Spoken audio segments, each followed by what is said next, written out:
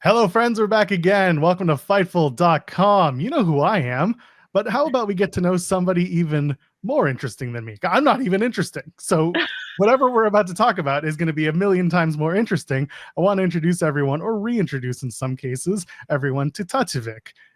Maybe you've seen her on OVW. Maybe you've seen her on Wow Women of Wrestling. Maybe you've seen her in AEW, or if you were in Las Vegas over WrestleMania week, you saw her performing in the Last Match musical event. So let's get to know Tatevik. First of all, how are you? I am excellent, although I don't know how interesting I am, but thank you. That was quite an introduction. If nothing else, we can walk away with the introductions. How about that? I love it. I love it.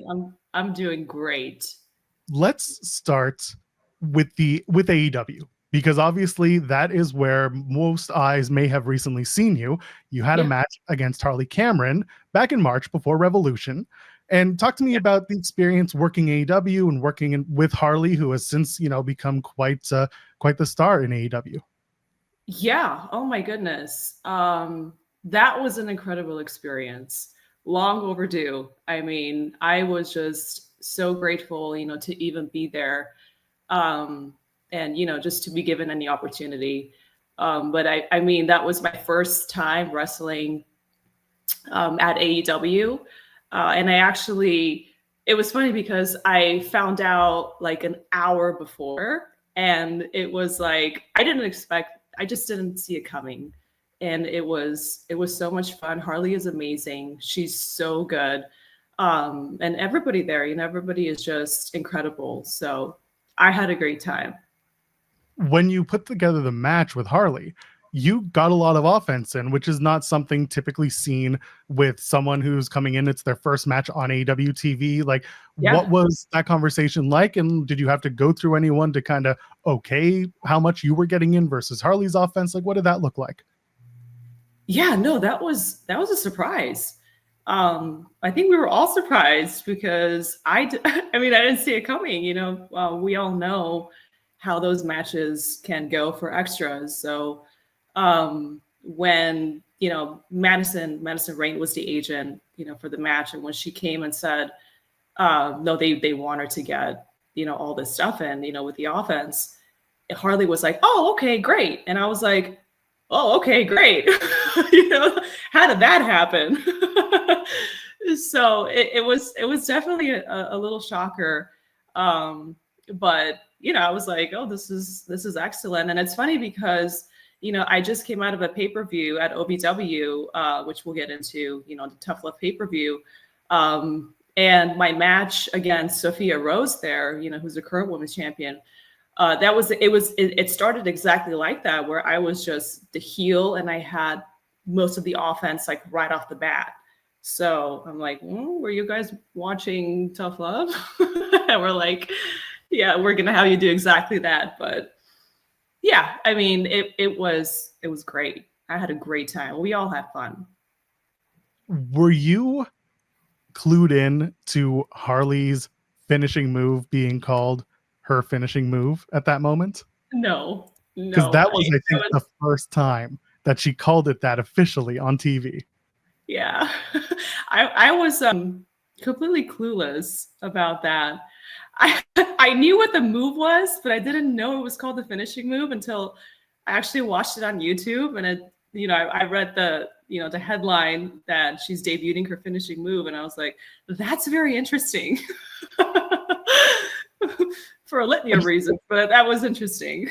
I kind of expect a conversation where she's like, and then I'm going to hit you with my finishing move. Okay, what do you call it? The My finishing finishing move. move. It's who's on first. It's just all over again. Yeah, yeah.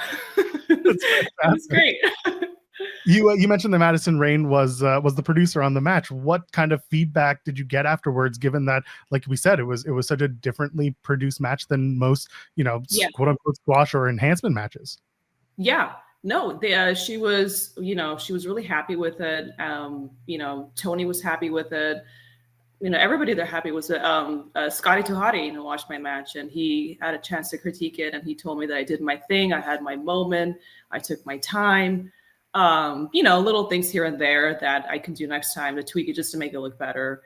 But overall, I mean, everybody was really happy, and it went by so fast. you know, and it was fast. It was only like 2.5 minutes, but you know, I had fun. And Yeah, that's the best part. Yeah. When you mentioned you've done other extra work with AEW, what's Yes. what's that day kind of like for you? Because I know you were recently in Albuquerque for the shows that were happening there. What's Yeah. what's a day like that looking like if you're going as an extra? A lot of waiting around. You know, and that's just, you know, that's what extra work is. You know, you show up, you have your gear, you're ready to go, you know, and just you're waiting for direction. And hopefully, you know, you get to work, and if not, you know, you're gonna network, you're gonna be back there talking to people. It's always like there's always something to do. You're never just, you know, sitting and doing nothing, you know. But it's really up to you to make the most of it, you know, as an extra. And yeah, so Oh, I'm curious about the spread backstage. What are we serving backstage? are you in catering? Oh yeah, you bet. Look at me. Of course I want to know about catering. You name it, it's back there. Yeah, we got a little bit of everything. We have some shrimp, we have chicken, we got steak, you know, we got tacos, we got, you know, we got brownies and cookies, and that's typically the section that we want to stay away from. But yeah, and a lot of coffee. I find myself drinking more coffee when I'm back there than I ever drink. You know, I'll have like a cup of coffee, you know, a day, but like when I'm back there, I'm like, oh my God, I'm on my 5th cup of coffee. Are you normally more like a when you are drinking caffeine, is it normally coffee or is it like Monster, Red Bull, Diet Coke? Like what's your, because I say Diet Coke because I'm drinking one here, but like what normally keeps you going on a day like that? It's funny because I just had this conversation with Shelton Benjamin, MVP, backstage. We were at catering and we were talking energy drinks. It's always, if I do an energy drink, it's a sugar-free Red Bull. Yeah, so that's my poison. Wow. And I don't drink. So. And I'm not either. I'm not a big drinker, nor am I a big energy drink guy. The one time I did, I felt my heart going. Oh, no. I was like, no, I'll stick to just a Diet Coke and just like get through my day. And that's good enough for me. So you're back there and it's a lot, like you said, a lot of hurry up and wait. Is there something that you're kind of shooting for when you're there? Do you have expectations or do you just kind of keep it low and get a chance to network? Like what's just that experience? I'm curious about that. Well, nowadays I just keep it low. You know, but if you want to go back 10 years ago, it was a different story when I was an extra. I mean, we could go that far because you also have experience working with WWE as an extra. Like people should know that like you have had a career and a resurgence as well. Like you've been in and out. Hell, I was going to ask you, like you once submitted a Tough Enough audition tape. Like you've been someone who's put themselves out there. So yeah, well, I didn't because I went searching, man. Oh my goodness, you've done your research. Like you said, like it's different now than maybe it was 10 years ago. Let's talk about let's talk about back then, and then we can talk about what's kind of changed over the last little while. That's so funny because Rocky Johnson just popped into my head because he was one of the first people to call me and ask me if I was okay that I did. You know, I didn't get chosen for Tough Enough, and he checked up on me. He was like, "Are you okay?" You know, and I was like, "Yeah, you know, it's fine. You know, it's not a big deal. I submitted myself for it, and just like everybody else. So I didn't get picked for that, but it was fun to do it. You know, it was another experience. Yeah. So I mean, I wasn't really, I wasn't expecting anything to happen, but you know, I submitted myself and that was it. That was the end. It's a business of kind of putting yourself out there and trying to get your foot in the door type of mentality. Am I right? Exactly. So you mentioned Rocky Johnson kind of following up and seeing how you're doing. What was Rocky's influence on your career and stuff that maybe you learned most from him?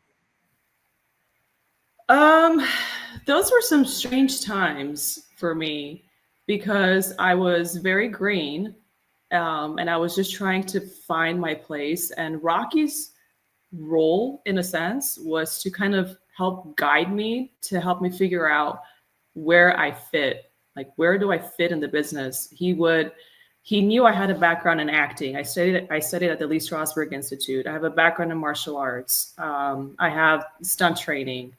And I started wrestling. And at that time, I think it was like a year later that I met Rocky. And so he was just trying to help me figure out where I would fit, and I stayed with him for some time. It was myself and my manager, Steve Stasiak, at the time. And, he connected me to Rocky. And yeah, he was just more or less just trying to guide me, to help me figure out where I would fit in the WWE, or, wherever I would go in my journey in this business.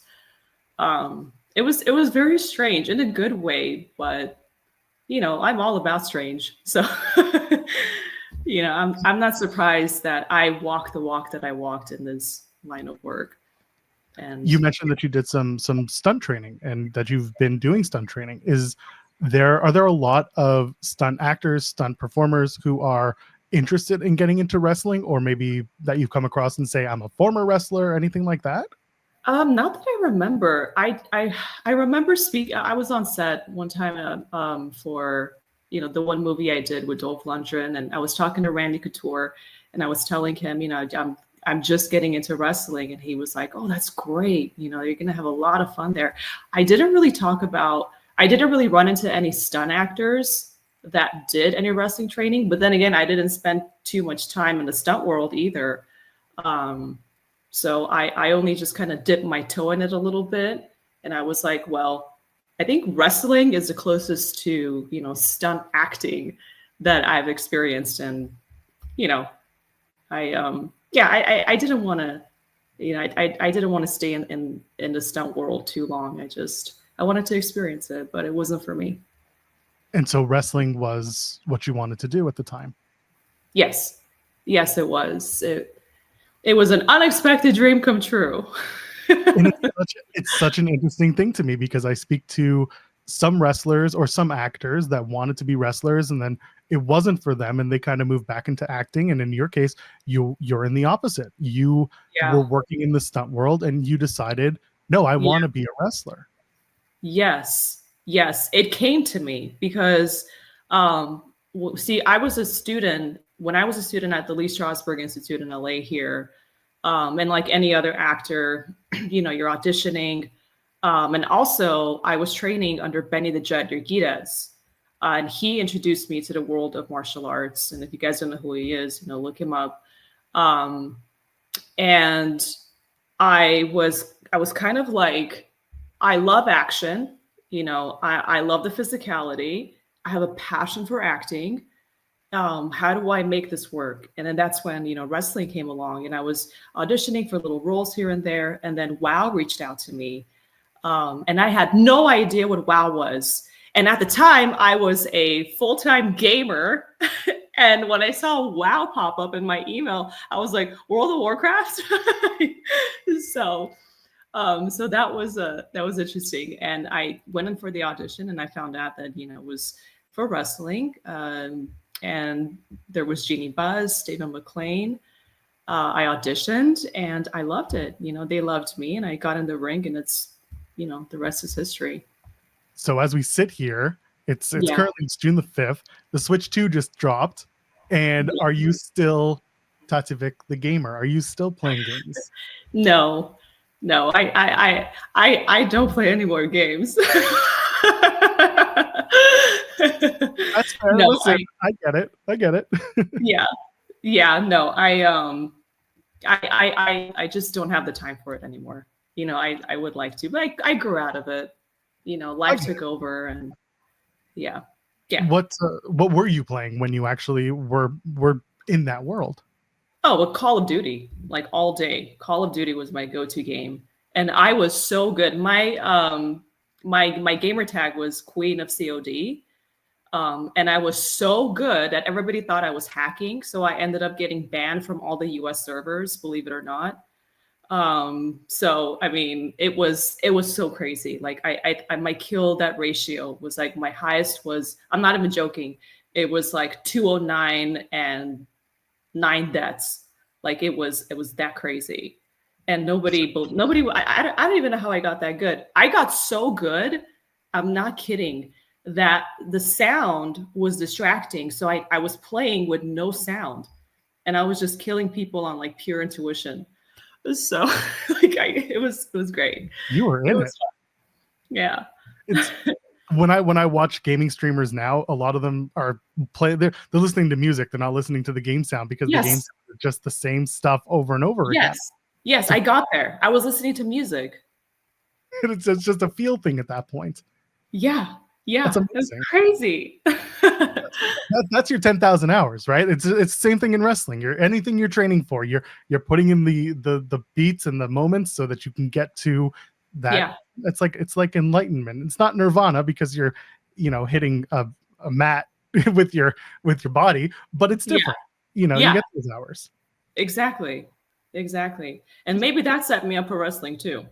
So let's talk about it. You mentioned getting looked at by Jeannie Buss and by Dave McClain, and working Women of Wrestling, WoW Women of Wrestling. What was that experience like? Because you did it twice, and you mentioned the 10 years ago you and the now you. Let's talk about the beginning of working with WoW, and then the comeback in working with WoW, and all of that looks.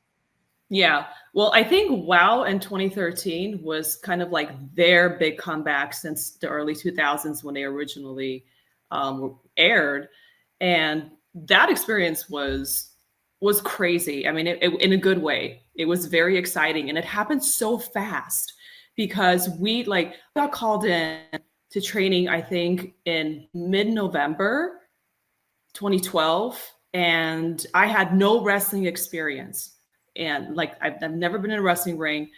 All I had was my fight background and some stunt training. I knew how to roll, I knew how to fall, and that was just it for me. And I think they really liked the fact that I had, the background that I had. And so I got thrown in the ring to like, it was like a month of training. And I think in January 19 was when we debuted in Vegas. And I had 2 matches that night. I had 2 matches with Santana Garrett and Jungle Girl. So it was fun. It was fun, but I'll be honest, I had like no idea what I was doing. So do you still keep up with the girls, or like with the ones that you were working with back then? Am I still in communication with them? Yeah. Do you still catch up with them? Not really.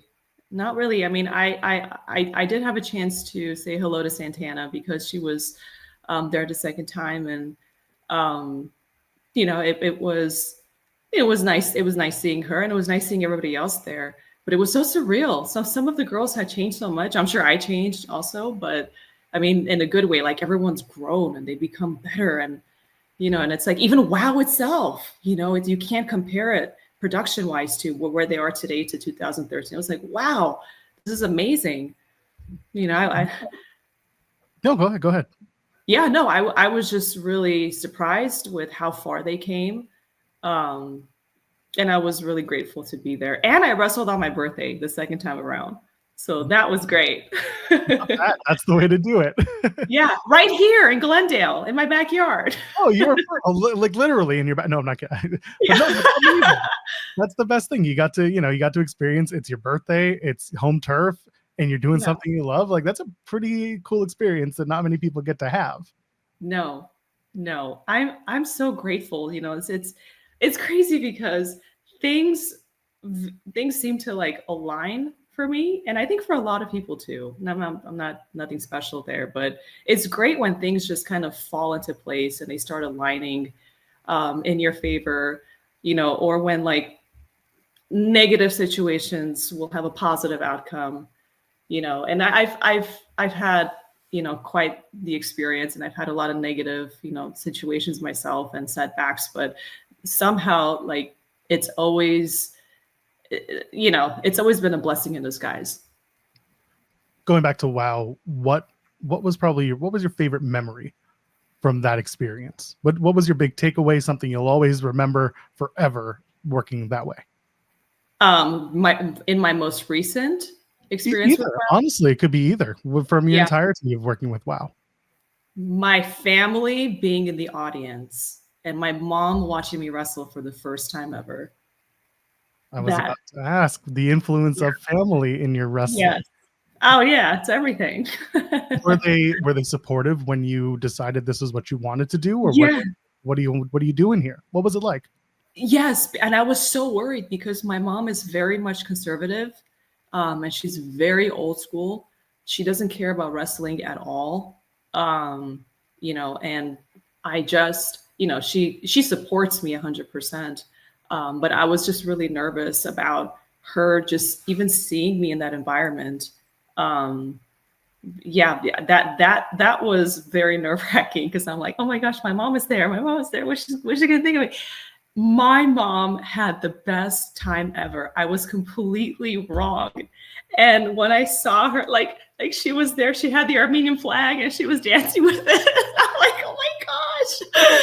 So it was so embarrassing and so fun at the same time, and I was just happy that she got to experience that, because, obviously wrestling is a big part of my life. Yeah, so that was great. That was amazing. I love hearing that. When my fiance, now my wife, when Yeah. we first got engaged, I took her to a TNA pay-per-view, and she had never been to a wrestling show. She is not a wrestling fan. God love her. She sat in the audience reacting to everything. She was Oh, she that's great. ultimate fan. And then afterwards, I was like, looks like you had a really good time. You had a ball. You were into it. And she's like, yeah, and I'll never go again. I became a person I do not like. What? No. She was No, yelling, she'll be back. she was yelling, kill them, at like all the good guys to the bad guys. It was fantastic. But Oh my gosh. I she love just it. didn't like the lack of impulse control. But Yeah. but when family gets behind you, like, it really does mean the world. So Yeah. I'm glad to hear that your family supported you and continues to. So I think that's pretty fantastic. Yeah. We back to some extra work. You Sure. were a rosebud in WWE. No, I wasn't. I was No Way Jose. Oh, you were the Congo line. I You're was right. Yes. I In like dressed them up five similarly. My in bad. in 5-inch heels. In 5-inch heels. And I was the last one on the Congo line. Oh my gosh. It was so embarrassing because I was tripping and I was like, listen, it's my first time, okay? So never been in the Congo line, never did the No Way Jose angle. So nobody told me to take my shoes off. And I just kept my heels on and I was it was, yeah, I was tripping. I was twisting my ankle and not having a great time. This is horrible. But yeah. I'm trying to like think of this experience of you with like, uh-oh, this is not what I signed up for. And as you're Yeah. tripping down the aisle, oh man. I was gonna say at least you didn't trip and fall, and here you are telling me, no, I tripped and fell. No, I didn't. And actually, they were so shocked. They were so surprised. They're like, wow, you actually didn't fall. And I was like, no, and I mean, I was holding on to the guy in front of me for my life. I was like, please end it. And it was going so fast, and I was just praying that the cameras, weren't on me because it was embarrassing. Compare the backstage, the WWE experience, and it was a bit ago, and the Yeah. AEW experience. Like, what's the backstage kind of feeling like between the two? Because you've had that experience now. Yeah. Well, I was again, I mean, it's a completely different experience. There was a lot of fear at the time. There was that fear energy in WWE. But I also had something behind me that, caused extra fear, I suppose, and I was very quiet and to myself and not really talking to anybody,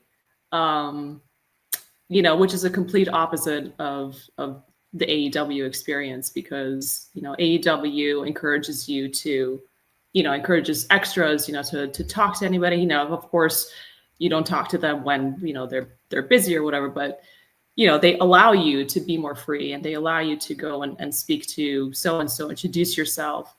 But WWE wasn't like that at the time. It may be different now, but at the time it wasn't like that.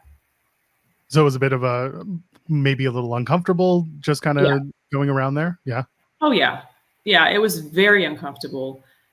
Again, especially for me, it was just very uncomfortable. I'm like, yeah, I wish I had a little more fun when I was there. And I wish I was a little more open, you know, to speaking to people, you know, certain people. So.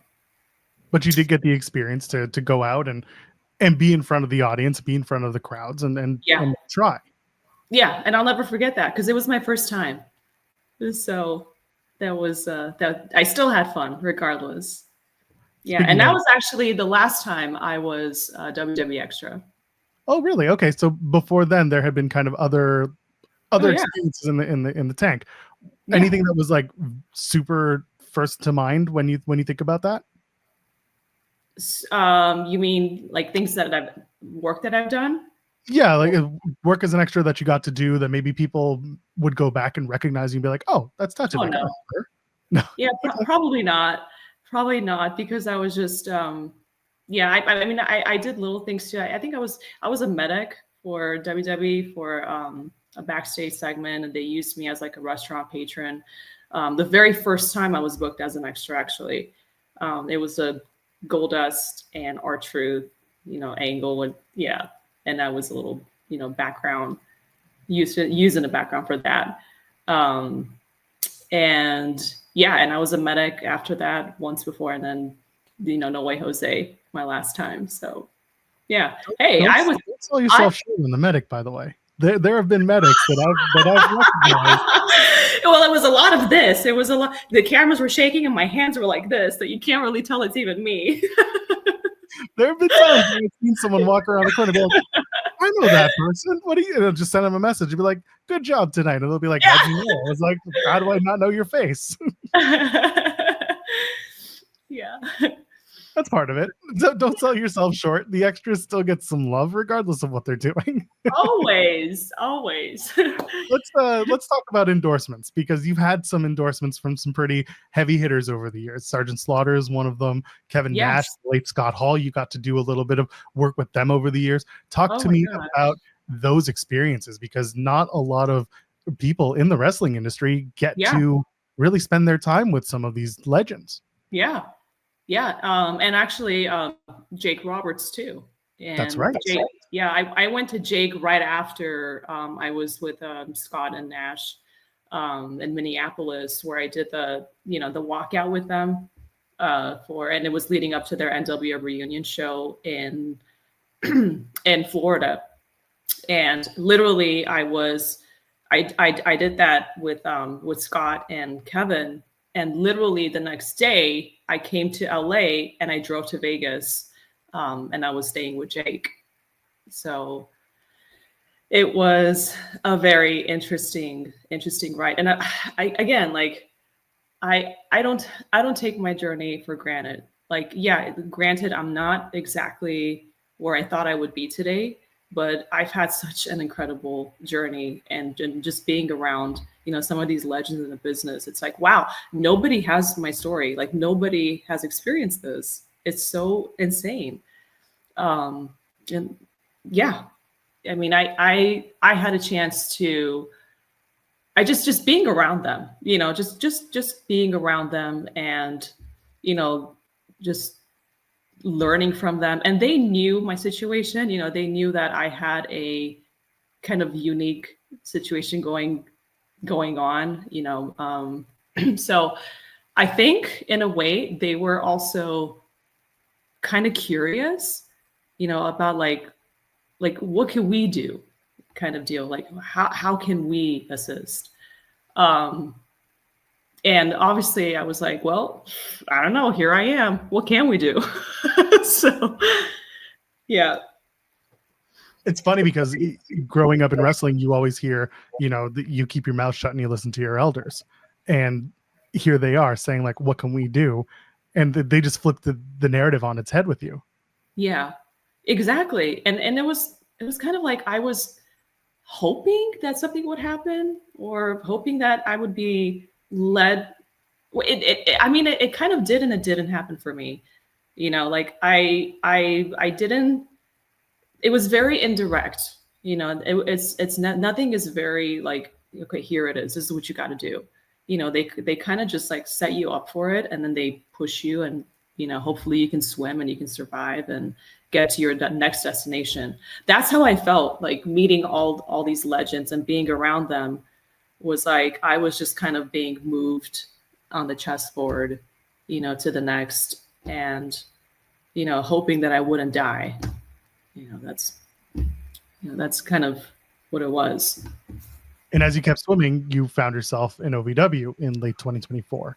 And Yes. that's been an opportunity for you to spread your wings, continue working and get that experience of working not only with young up and coming talent, but also kind of develop yourself in 2025. So what has the OVW experience been? Because you're not necessarily known as someone who has worked the indies in the past, and here you are. No. Yeah, I just needed to step outside of the shadows.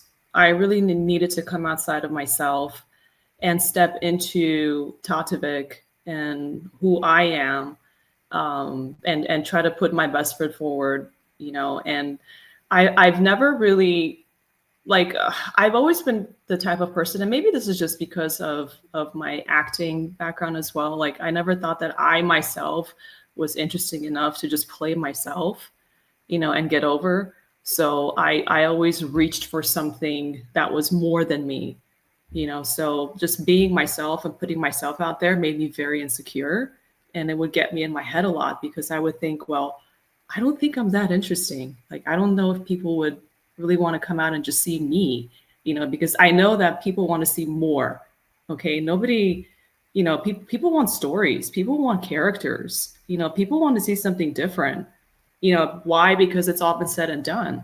So I've had that mentality of I'm going to do something that nobody has seen, that nobody has experienced, and I want to bring that to the table, because it's going to add value, to the company, and it's going to make everybody else look good. And that's a big one for me too, is making everybody else stand out, pushing people to the next level, helping them, and in turn praying to God that something will come out of it for me, so it'll be a return, a favorable return, but it's not always like that. But at the same time, it's very rewarding. So being an OVW, just, it just allowed me to kind of let go and have fun. But also, given that I don't have any experience, enough experience wrestling for TV, TV wrestling is different than wrestling on the indies and doing house shows. So you get to learn, how to work with the cameras, how to hit your mark and this and that. So, and that experience, actually, I went to Al Snow and I told him, I said, if it wasn't for me being here, I wouldn't have been as comfortable as I was in my collision match with Harley. So yeah, so it's been an excellent learning experience being at OVW. Because Al is a polarizing figure in some eyes, what is something that maybe Al has imparted in you that really continues to stick with you now, that you bring with you as you continue working ahead? Yeah. Feel. Stop thinking and feel. Okay. Because when you're in there and you're feeling, that's when you make the connection. That's when you make the connection with your opponent and the audience. You yourself, just go out there and feel. And everybody is overthinking. Everybody is thinking, from the pros to the ones who are just starting, they're overthinking everything, because we want everything to be perfect. We want everything to be right, but there's not enough feeling behind that. So that's the one thing that I take with me, that Al gave me is, feel, don't think. as we start to wind down, I found a photo on your Instagram that I should pop up on the screen, but I know you've seen it before because you took it. It was with Def Leppard guitarist Phil Collen. Oh yeah, Phil. What? How? What? Why? Like, I'm a musician. I'm very curious about this connection to Phil, Yeah. and also you mentioned jamming, and I was like, wait a minute, is she also going to tell me that she's a musician as well? Like, what happened? How did this get here? I'm probably going to put it up on the screen, like through the magic of editing, and here it is. But I'm curious, how did that come about? So, okay, don't hate me, okay? So, can't hate you. No, but I haven't been living under a rock, but I didn't know who Def Leppard was, back in like 2018 or 2019. I didn't know, okay? I did not know. And my friend, who was also a wrestling photographer, Bill Auden, you guys may or may not know him, but he's been around forever. He's actually the one that got my foot in the door in WWE, because I was taking pictures and helping him, doing photography. He was a big Def Leppard fan, and he's the one who introduced me to Def Leppard. And he was so offended that I didn't know who Def Leppard was. But the story's not about Bill, okay? I met Phil.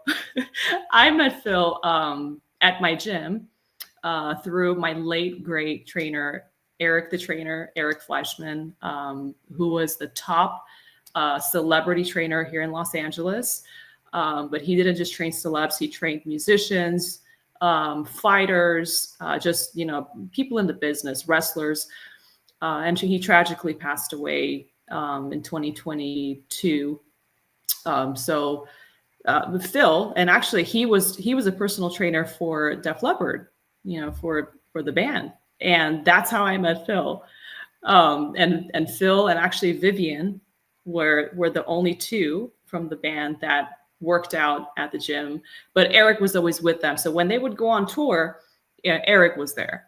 And he would go with them and train them and be at all their concerts. And it was amazing. So yeah, that's my story of how I met Phil. And actually, when I met Phil, I went to Phil and I talked to him. I said, you know what? I have a funny story for you. My friend Bill is the one that introduced me to Def Leppard, and I had no idea who you guys were. And I'm like, is it possible? And he was so nice. I said, is it possible if you speak to my friend and just say hello to him if I call him right now? And I actually did that. I got my friend Bill on the phone, and Phil was like, I'm going to botch this. I'm a terrible impersonator, but he was like, hello, this is Phil Collins from Def Leppard. Am I speaking to Bill? And that was like a moment where I'm like, this is great. And there was silence. There was a pregnant pause. And he was like, no way. And it was amazing. It was like a little full circle moment for me there. So. I was expecting him to just like hang up on you. Just be like, no, yeah. No, I thought he did because there was a pause. There's like a 5-second pause. And I'm like, Bill, are you there? This is Phil from Def Leppard. That rules. So yeah. So this brings us all the way up to Las Vegas this year. You find yourself as a part of The Last Match, a pro wrestling rock show. Yes. Talk about your role, how you got there. We were talking off the air about Paul London, someone that you work with, someone that I have experience chatting with. You fed squirrels on an interview with me. So let's talk about The Last Match and just the all-encompassing experience of it, because that has been kind of your last big role that people may have seen you on. Yeah. So The Last Match musical, Mickey James, Matt Cardone, they're attached to it. And they actually, Thunder Rosa is the one that recommended me for it. And I was an extra at AEW in Las Vegas. And she just came right up to me and she was like, hey, are you going to be in Vegas WrestleMania week? And I was like, yeah. She was like, okay, there's something they're doing. Could you just send me your headshot, your email. I think you would be a really good fit for it. And that was just it. That was, she literally just recommended me for it. I had no idea what it was at first. I thought it was just going to be, just a regular wrestling show. but it wasn't. It was a last match musical directed by Jeremy Schallberg, who was incredible. It was so great. I mean, the whole production, it felt like I was part of a Broadway production when I was there. Yeah, I didn't know, anybody there. I didn't know who was going to be there. But yeah, I did end up tag teaming with Paul London, and I had a match with the Rosa. So Amazing. And we had a great time. Yeah. No singing though. You didn't get to sing through this? I didn't get to sing. Not yet. That's the next time. That's going to be what's next. Yeah. But actually, that kind of brings me to as we wrap up, like, what is next? What is Tatevik in the future? What are you aspiring to? What do you want to do? What are your goals? Because you do have an interesting story. You have a very different story. You've gone away and come back. You're doing something different. What's next? Well, I'm currently training with New Japan, and I'm full-time, committed to that. I want to perfect my craft in the ring. I want to get better. I want to grow. I want to continue doing this for as long as I can, or I'm allowed to. And I just, I'm not chasing as much. Let's just say that, because I spent a very long time chasing, something that, I thought was there for me, but it's not, or it could be. I don't know. It's, and things always, this business, it's very strange, as you know. So things can happen and things cannot happen. But as of right now, I'm just continuing to grow and just focusing on being better and taking any opportunities that are there, and just getting my name out there more with other promoters, getting myself booked, and just living the dream, man. What can I say?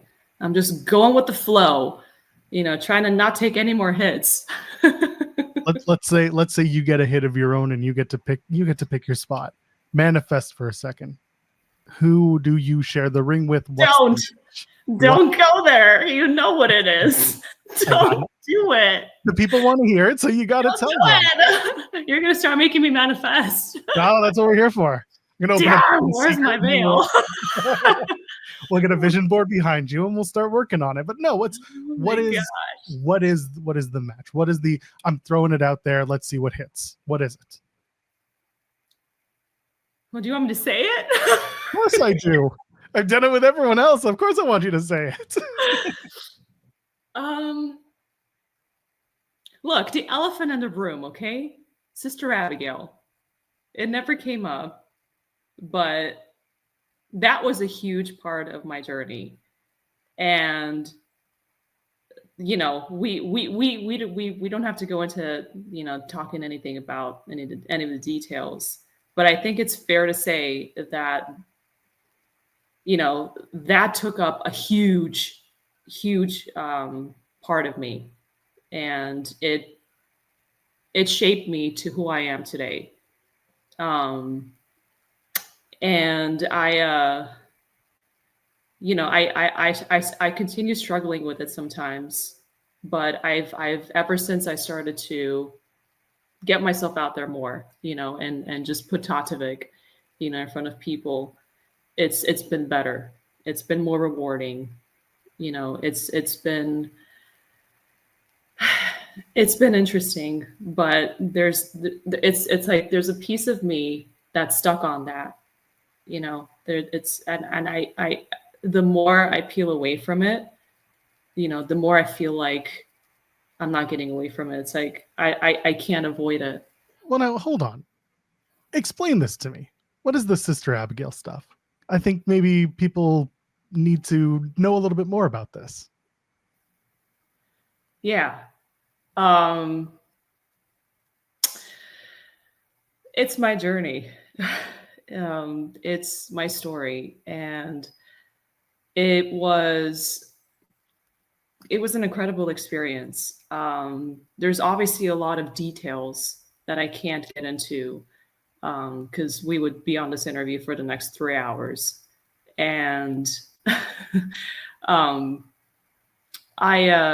first of all, I it's been a while since I've talked about it. So just to go back to it real quick, nobody told me that when I say nobody, I mean the WWE didn't tell me, to do anything with the character. I kind of just went at it on my own, but at the same time, I approached it very carefully, and I made a connection, to the character, to the story, to all the characters. And it was strange because like, I was very passionate at the time. I was very passionate about doing something different, and there was nothing more different than Sister Abigail. I mean, it was always kind of that, like, for me, it was like again, going back to Rocky, where do I fit? Where do I fit into WWE? Where do I fit in the business? How do I stand out? How do I kind of blend in but stand out at the same time and make my own? So the character, in and of itself, there wasn't too much that we knew about her, other than her being connected, to Bray, and hearing her tales through Bray Wyatt. I kind of I wanted to approach it with an open mind, and I made a connection to it right away. It was very weird. Like the first time I was back there as an extra, it was like, I had this like knowing, I can't explain it, but I was like, I know this character. I know what to do with it. I know what needs to be done. I know what direction to take. And I was just so excited. I was full of so much life, and I've never been more sure about anything in my life than that character, and I did something that I think nobody would have done, because it's so crazy.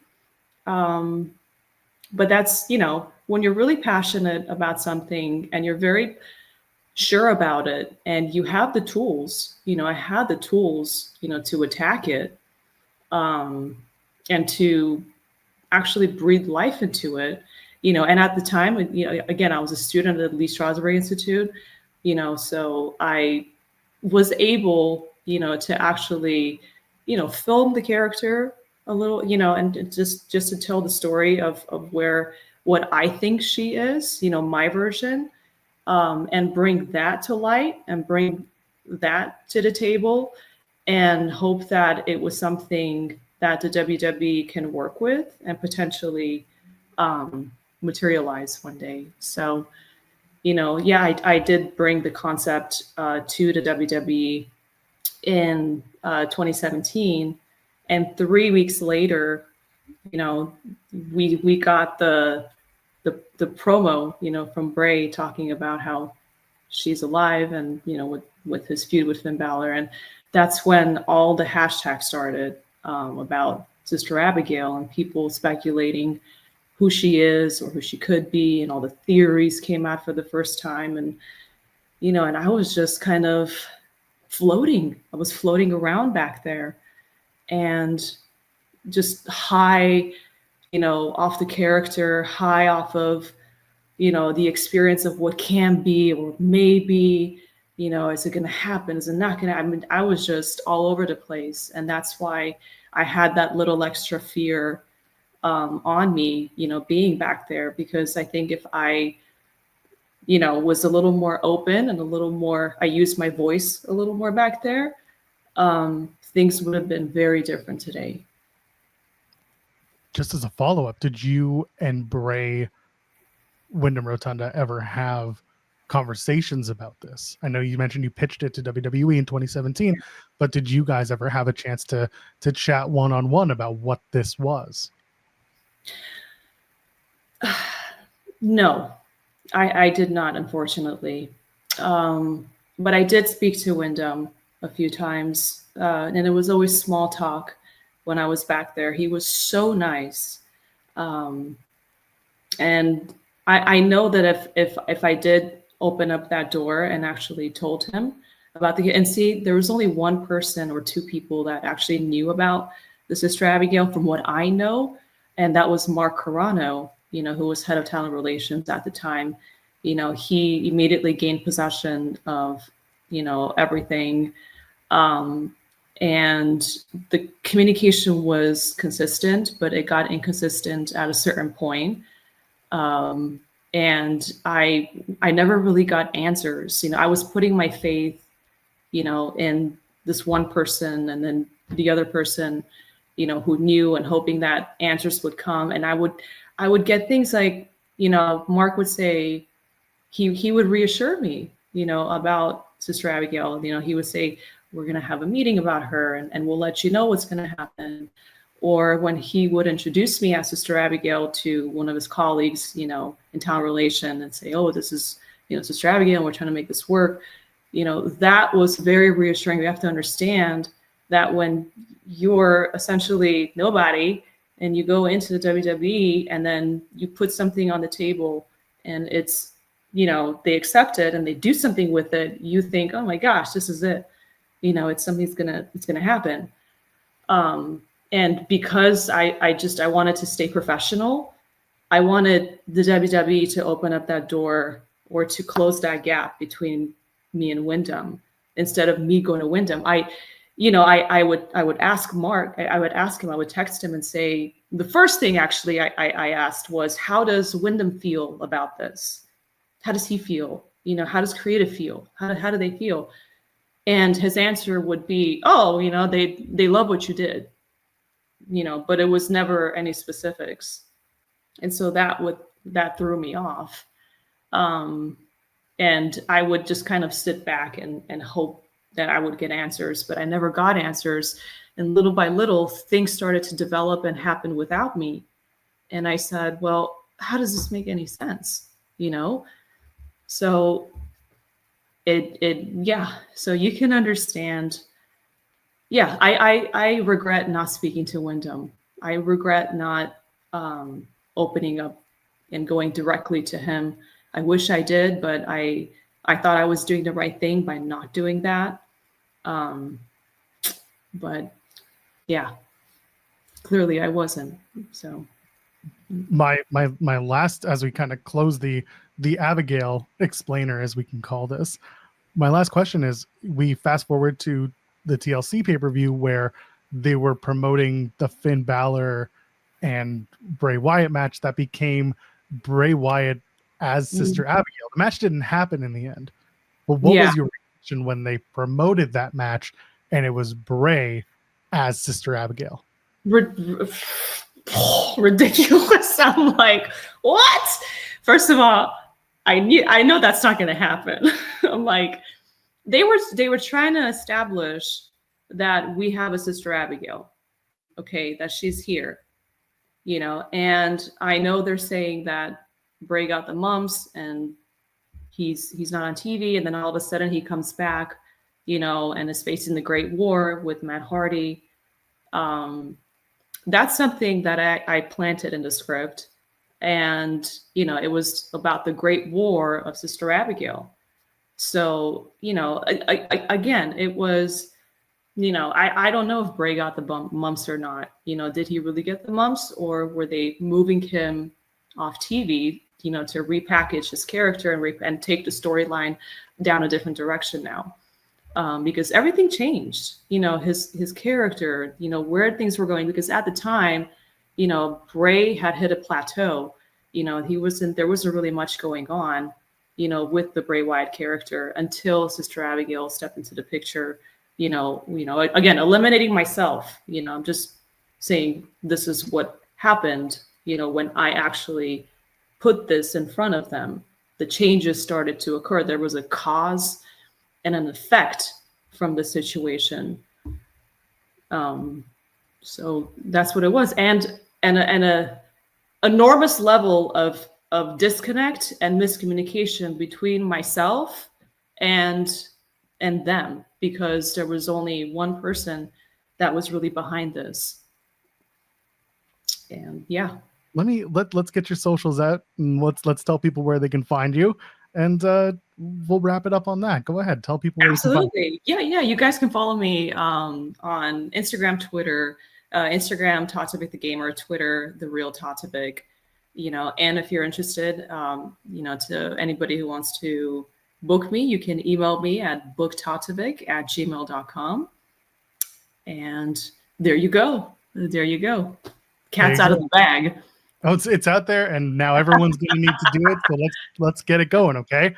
You know where to find her now. Everywhere you want to find Tatevik, you can find her. You know who I am. Now you know who she is. So go ahead, leave a thumbs up on the video, comment below. Do you know who I am? I mean, listen, I just got a good 45 minutes of getting to know you, and I think I know you better than I did when I met you at WrestleCon for all those 5 minutes back in April. Yeah. So I think we're a little bit more acquainted than we were before. How about that? Yes, that was amazing. That was a sweet little surprise. Ladies, gentlemen, friends beyond the binary, we'll see you in the next one. Cheers. Thank you.